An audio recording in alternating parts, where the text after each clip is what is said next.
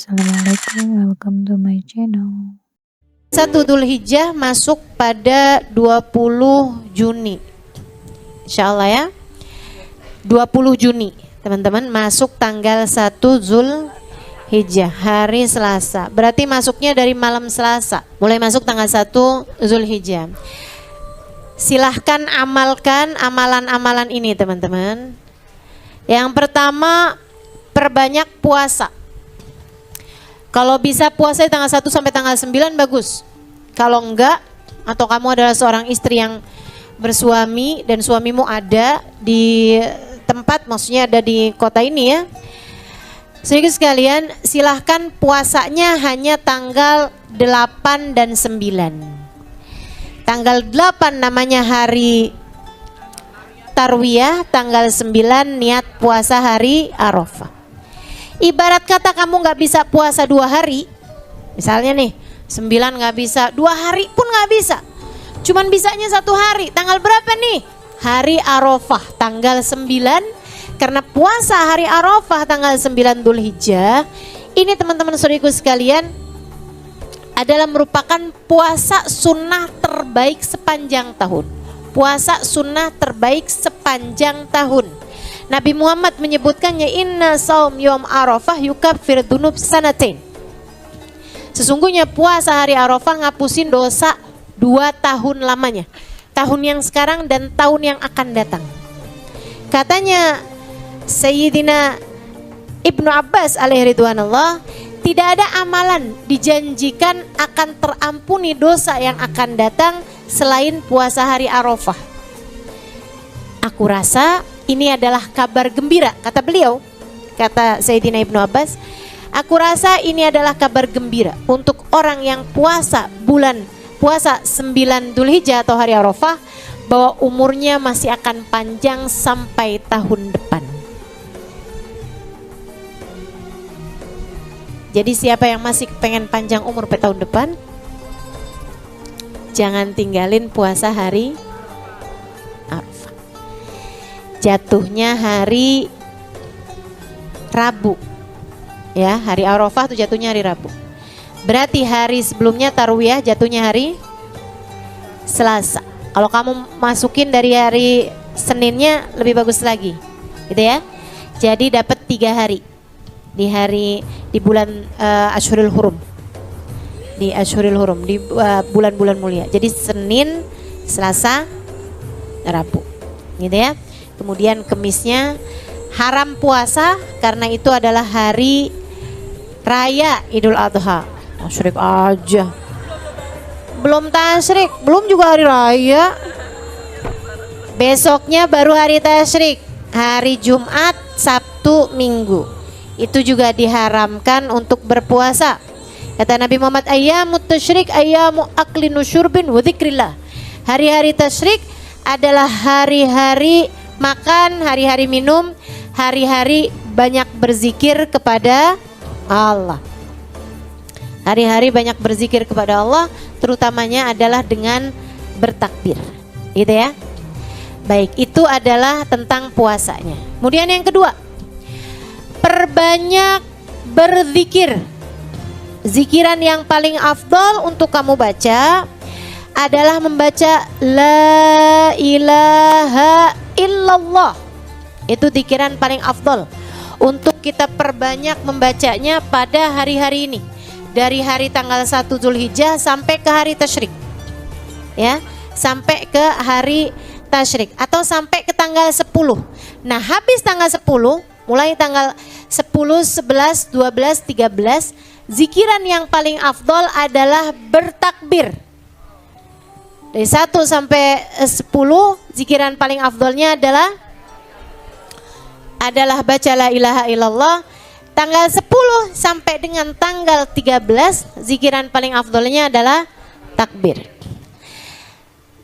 Kapan zikiran la ilaha illallah itu dibaca? Pokoknya hari-hari baca aja. La ilaha illallah, la ilaha illallah, la ilallah, la ilaha illallah. Mau lengkap la ilaha illallah, daula syarikalah. Lahul mulku wa lahul hamdu wa yumiitu wa huwa ala kulli syai'in qadir. La ilaha illallah, daula syarikalah. Terutamanya tanggal 9. Nanti hari Arafah, malam Arafah, bagus kalau kamu bisa baca la ilaha illallah wahdahu la syarikalah lahul mulku wa lahul hamdu wa yumiitu wa huwa ala kulli syai'in qadir sampai dengan 1000 kali. Hari Arafahnya. Dari mulai malam Arafah tuh, boleh. Sedikit sekalian yang saya muliakan. Kemudian kalau mau lebih bagus lagi, ada tuh bacaan la ilaha illallah. La ilaha illallah adadal layali wad duhur. La ilaha illallah adadal ayami wasyuhur. Gitu ya. Itu bacaannya tuh agak cukup panjang. Nanti saya taruhkan di IG, di Instagram saya. Mudah-mudahan bisa kita amalkan. Ya. Ini kan zaman teknologi nih, tinggal emak-emak nih nanya nih, IG apaan sih? Iya. IG maksudnya Instagram, Nek. Jida-jida nanya lagi nih, Instagram belinya di mana? Suruh cucunya aja, Nek, buat liatin. Nanti screenshotin. Screenshotin apaan tuh? Fotoin di HP, fotoin. Nanti nenek biar dikasih aja. Susah katanya kalau ngelihatnya dari HP, fotokopiin. Nah. Dari HP kecil-kecil ya, Nek ya. Jida-jida boleh tuh nanti minta anak-anaknya bukan buat fotoin dari Instagram saya, kemudian di fotokopiin. Gedein dulu ya, nanti bilangin sama tukang fotokopinya. Ukuran A4.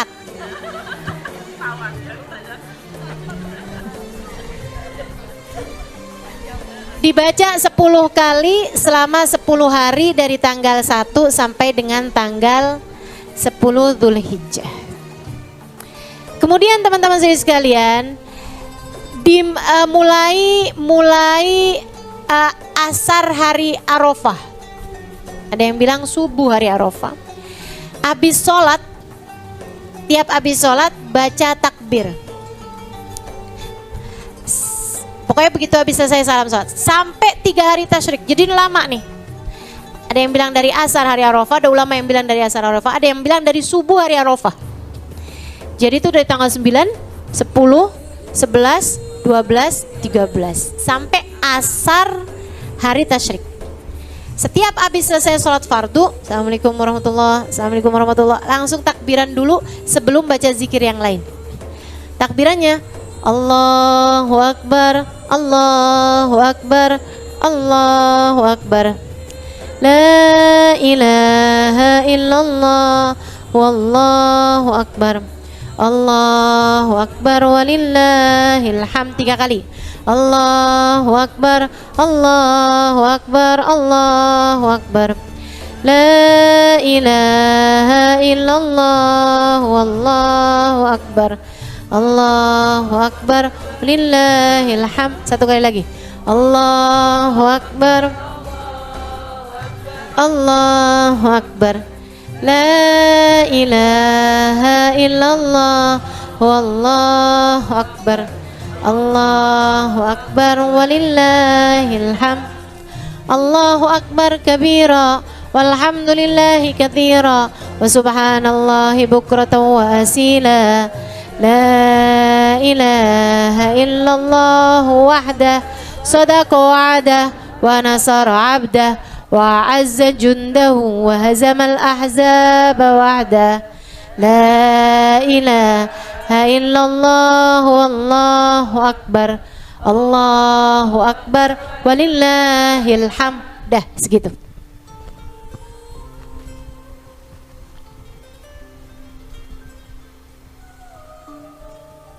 Segitu dibaca.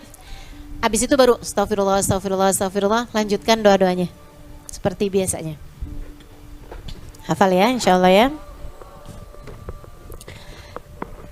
Dibaca dari sejak hari Arafah, habis asar ataupun habis subuh. Dari itu sampai ke asar hari terakhir tasyrik, hari ke-13, tanggal 13 dari bulan Dzulhijjah. Sedikit sekalian yang saya muliakan, selain daripada itu apalagi hari Arafah ya, selain daripada puasa, silahkan baca surat Al-Ikhlas 1000 kali. Bacanya hari Arafah, jadi abis subuh tuh. Sebab kalau malam namanya bukan hari, namanya malam. Nah kalau ini hari Arafah. Baca surat Al-Ikhlas dari pagi hari itu hari Arafah sampai dengan 1000 kali. Usahakan selesai sebelum asar. Abis asar hari Arafah banyaklah berdoa gitu ya. Sisakan kalau mau Al-Ikhlasnya 10 kali gitu. Kemudian la ilaha illallah daula syarikalah yang udah dibaca dari tadi malam tuh, sisain juga 10 kali gitu. Kemudian sesudahnya banyakin doa. Banyakin doa sebanyak-banyaknya. Biar ngepasin hari Arafah itu kamu juga sedang dalam keadaan berdoa bersama dengan ribuan, puluh ribu, ratus ribu, juta orang yang hari itu juga sedang berdoa di padang Arafah. Kalau bisa deket-deket matahari tenggelam tuh, usahakan jelang-jelang maghrib tuh kamu masih sedang berdoa. Itu saat paling mustajab di hari Arafah. Sekalian doa. Biar Allah lihat yang di padang Arafah lagi pada doa, kamu juga di Jakarta lagi pada doa juga. Gitu. Masing-masing. Gitu kan ya? Ustazah perlu keluar rumah buat kena cahaya matahari. Boleh juga, kalau mau begitu boleh juga. Sambil bilang begini, ya Allah, di bawah matahari yang sama kami sedang berdoa. Yang di Arafah itu mataharinya sama nggak? Sama sama kita. Maka di bawah matahari yang sama, di bawah langit yang sama, kami sama-sama sedang berdoa meminta kepadamu ya Allah. Jika engkau mengabulkan doa mereka, kabulkanlah pula doaku ya Allah. Insya Allah doanya nggak ditolak sama Allah.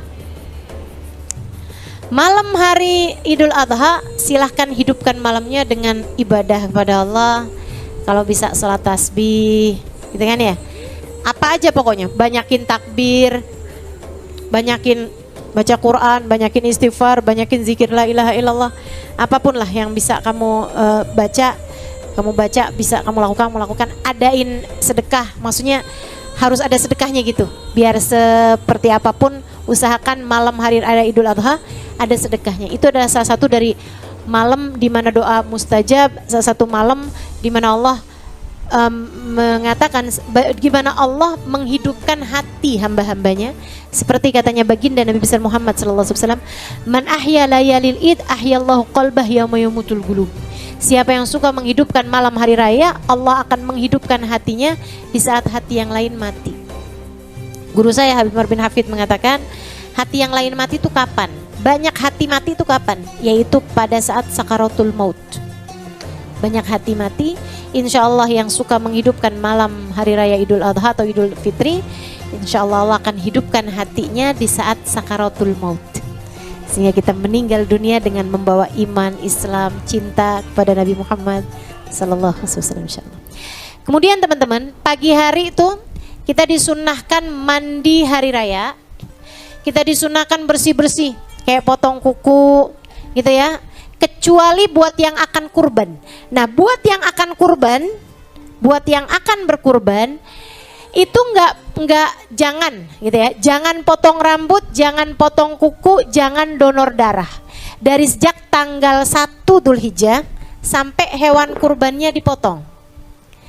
3 itu aja. Kalau bersih-bersih mandi apa segala macam sih nggak apa-apa.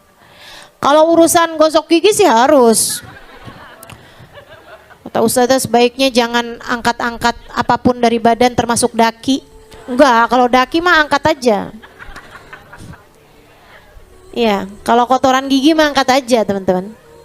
Yang dimaksudkan adalah anggota tubuhmu kayak rambut gitu kan, bulu-bulu segala macam tuh nggak usah angkat dulu tuh. Di tanggal 1 sampai hewan kurbanmu dipotong ya.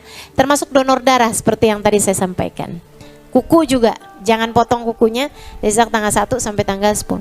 Ustazah kalau nggak tahu terus potong gitu gimana Ustazah? Nggak boleh kurban, kurban juga. Ini hukumnya sunnah aja teman-teman. Sunnah aja, jangan potong rambut, jangan potong kuku, jangan donor darah. Ya, tapi hukumnya nggak wajib atau nggak haram juga gitu. Tapi sebaiknya jangan. Kenapa gitu? Rugi. Kenapa rugi? Sebab dengan pemotongan hewan kurbanmu itu anggota tubuhmu itu akan mendapatkan ampunan. Seperti mana yang disampaikan Nabi kepada Sayyidah Fatimah, ya Fatimah syhidi laki udhiyatik, wahai Fatimah saksikanlah ketika hewan kurbanmu dipotong, dengan kepalanya diampuni dosa kepalamu, dengan tubuhnya diampuni dosa tubuhmu, dengan tangan kakinya diampuni dosa tangan kakimu, dengan seluruh anggota tubuhnya diampunilah dosa seluruh anggota tubuhmu. Jadi biar rambutnya dapat ampunan dulu aja sebelum kamu potong. Kukunya juga seperti itu, gitu ya. Darahnya juga seperti itu. Jangan dikeluarin dulu dari tubuh atau donor darah itu sebelum kamu mendapatkan ampunannya. Ustazah kalau itu ambil darah ya sebaiknya juga hindari tanggal 1 sampai tanggal 10 atau sampai hewan kurbanmu dipotong. Ini khusus untuk yang mau potong kurban ya, yang mau potong kurban. Kalau nggak mau potong kurban sih terserah aja. Potong kapan aja terserah rambut kamu gitu. Ya. Kurbannya dipotong kapan bolehnya? Mulai orang habis selesai sholat Id. Sebelum sholat Id, kamu disunahkan untuk jangan makan, jangan minum apapun dulu. Puasa dulu sampai sholat, gitu ya. Baju baru juga sunnah dipakai, minyak wangi juga sunnah dipakai, gitu kan ya. Pilih minyak wangi yang tidak beralkohol, begitu kan. Kemudian jangan tinggal sholat Id, teman-teman, jangan tinggal sholat Id. Sholat Id adalah sholat Idul Adha adalah sholat sunnah terbaik sepanjang tahun. Sholat sunnah terbaik sepanjang tahun. Jangan bandingin sama fardu. Ntar ada orang subuh kagak, sholat Id iya.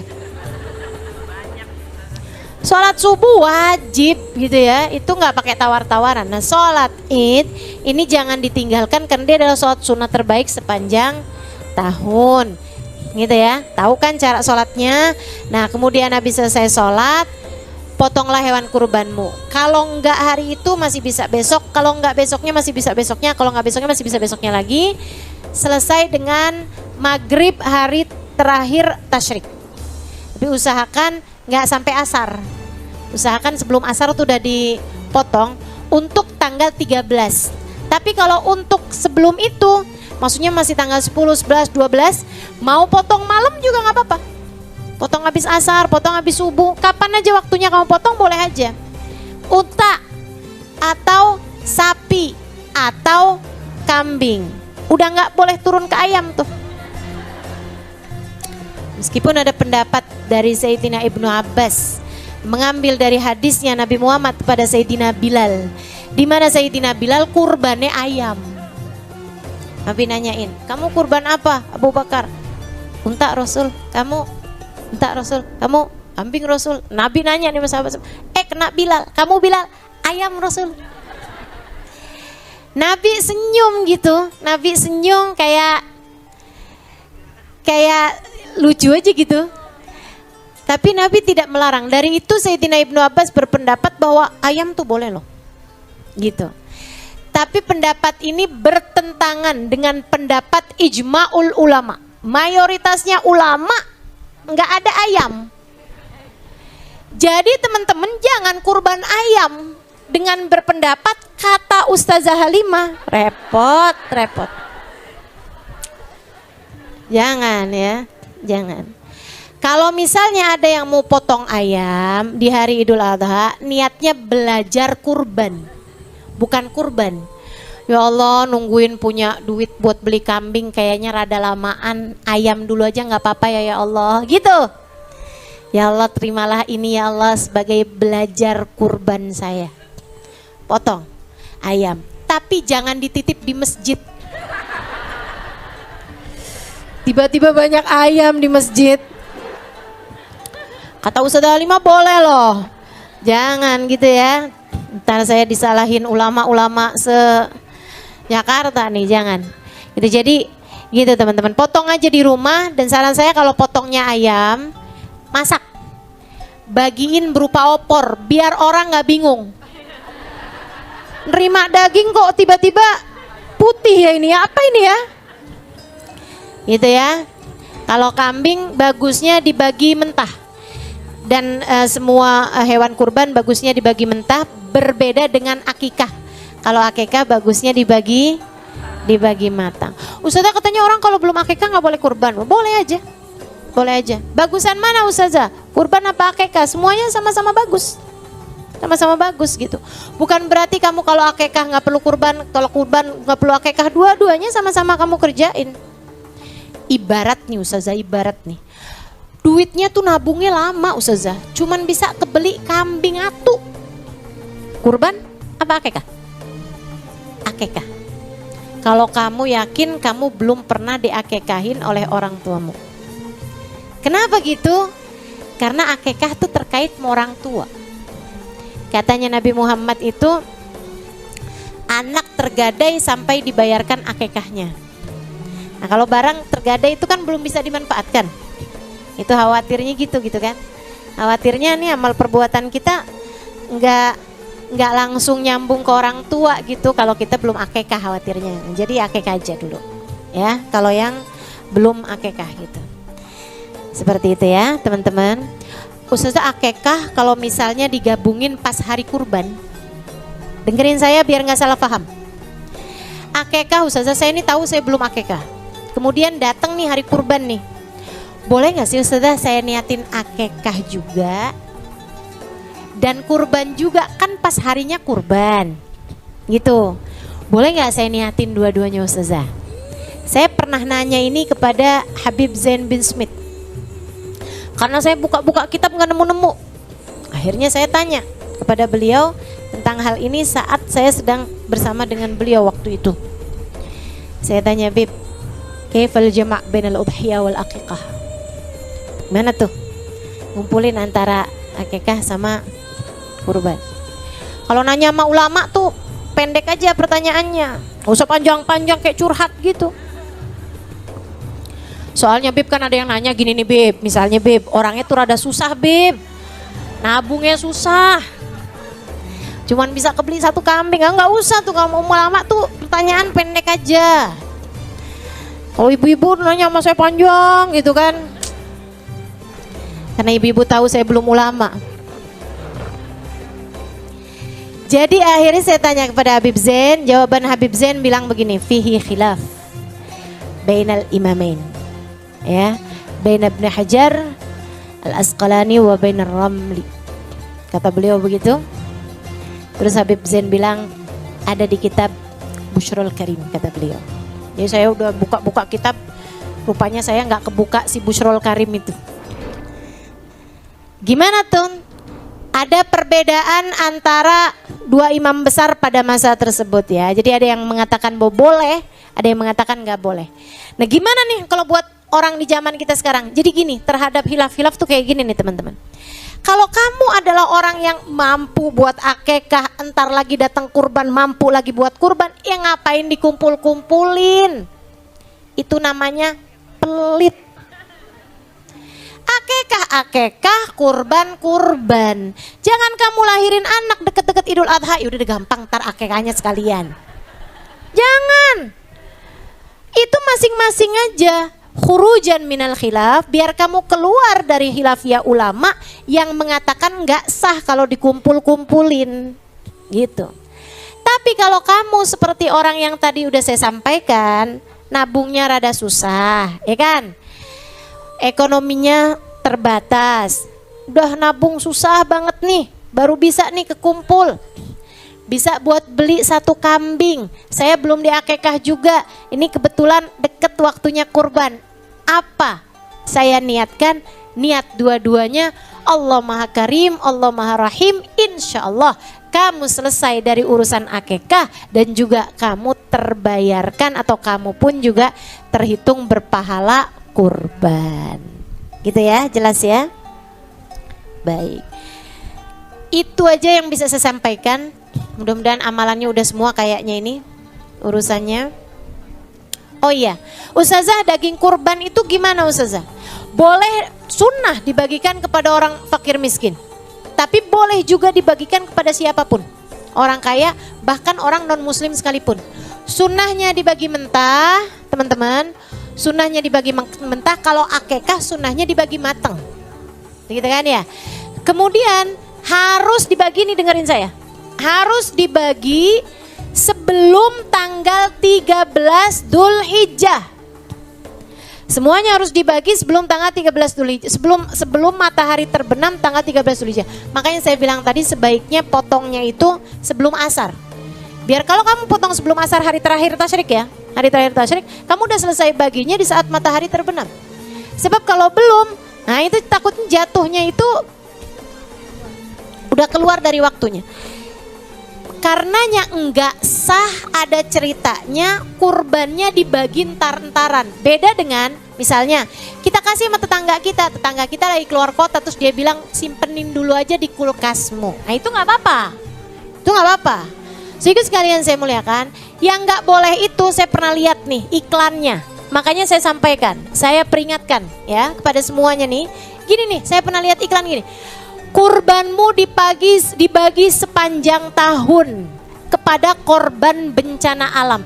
Jadi ternyata daging kurbannya itu dikornetin, dijadiin daging kalengan yang akan dibagikan kepada orang-orang yang terkena bencana alam sepanjang tahun. Itu nggak jadi kurban, itu jatuhnya cuman sedekah, dan bukan itu kurban yang dimaksudkan Allah dengan firman-Nya fasholli lirabbika wanhar. Wanhar itu harus yaumun nahr. Yaumun nahr itu hari raya kurban.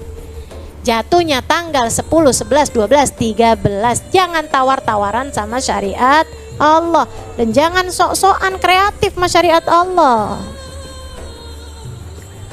Pikir-pikir sendiri dia ya. Ayo dah, udah jelas insya Allah ya.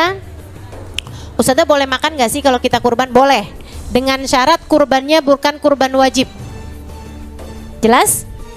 Kalau kamu kurbannya kurban sunnah, kamu boleh makan dari daging kurbannya, bahkan sunnah, tapi ngambilnya jangan lebih dari 1/3. Ada orang kurban buat dia semua, itu namanya bukan kurban. Iya, bagi, ambil buat diri sendiri, jangan lebih dari 1/3 ekor, gitu kan. Kamu ambil atinya, yang paling bagus kamu ambil atinya, sisanya boleh juga kamu ambil pahanya, gitu kan. Paha depan atau paha belakang? Paha belakang lah, paha depan namanya tangan.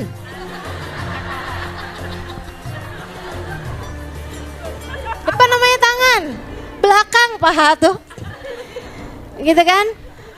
Baiklah teman-teman sekalian, udah jelas semuanya insya Allah.